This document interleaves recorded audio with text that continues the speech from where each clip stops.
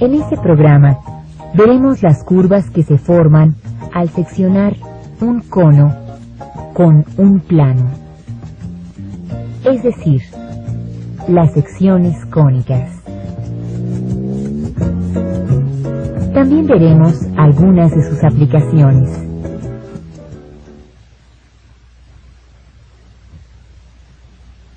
El estudio de las cónicas se remonta a la época de los griegos, en el siglo IV a.C.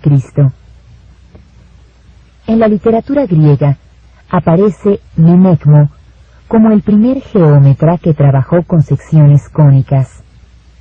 A él se le atribuye su descubrimiento.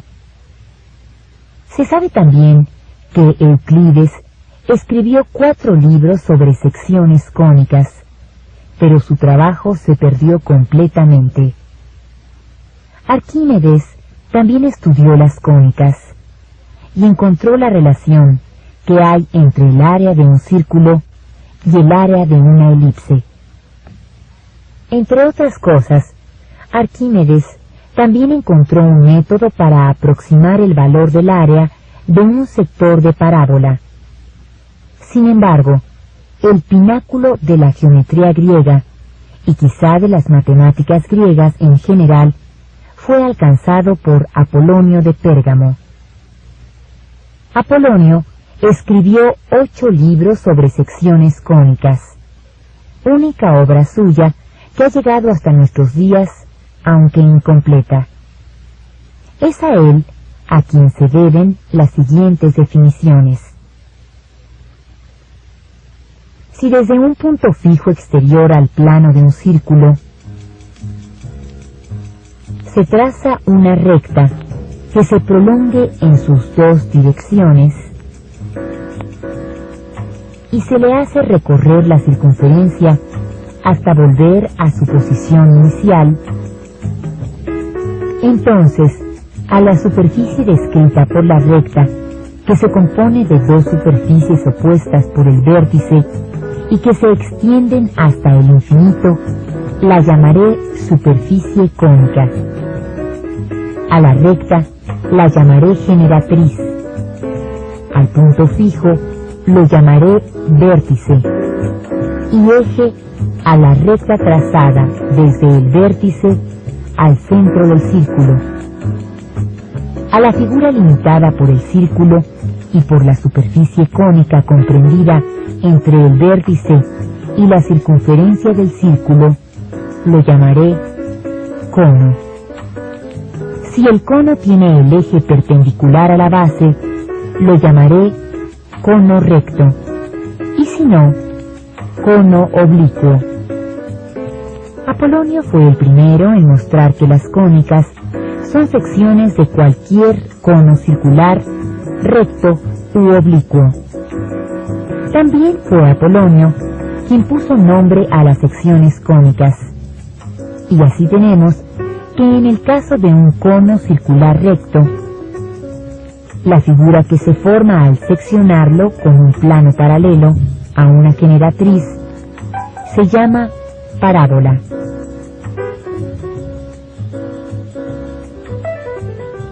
Cuando el plano corta las 2 capas de la superficie cónica, la figura que se forma es una hipérbola. En caso de que el plano corte todas las generatrices del cono, se obtiene una elipse. Si además el plano es perpendicular al eje, se tendrá una circunferencia.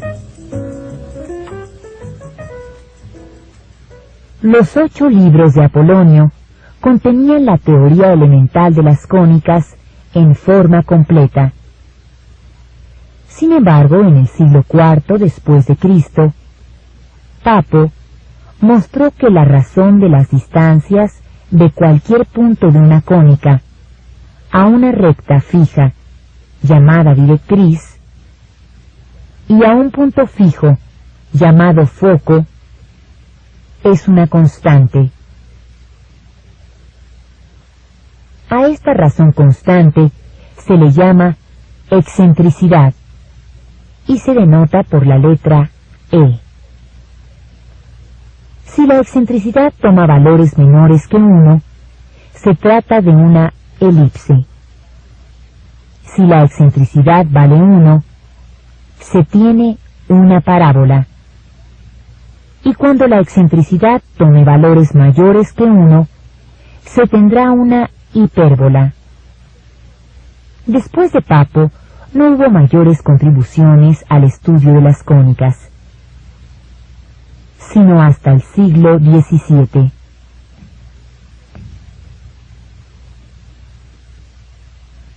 En este siglo nació una rama completamente nueva de la matemática, la geometría analítica. René Descartes y Pierre de Fermat están considerados como los principales creadores de la geometría analítica. La teoría se basa en dos conceptos, el de coordenadas y el de ligar álgebra y geometría, de manera que a una curva plana definida geométricamente se le asocie una ecuación algebraica con dos incógnitas. Descartes examinó la clase de curvas del plano que están representadas por las ecuaciones de segundo grado con dos variables, cuya expresión general es la siguiente: ax cuadrada más bxy más ey cuadrada más dx más ey más f igual a 0. Descartes también demostró que tal ecuación puede representar una cónica, es decir, puede representar una elipse,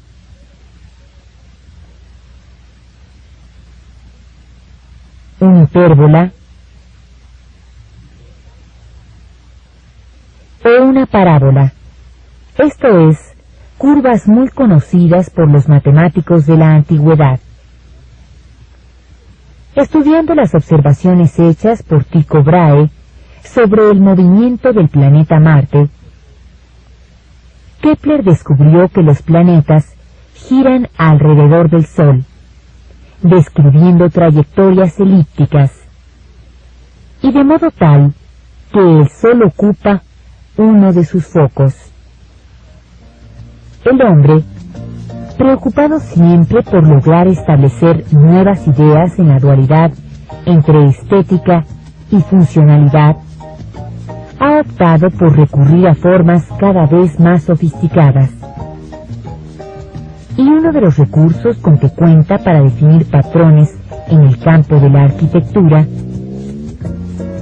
de la ingeniería, en el diseño de muebles, etc., son las cónicas.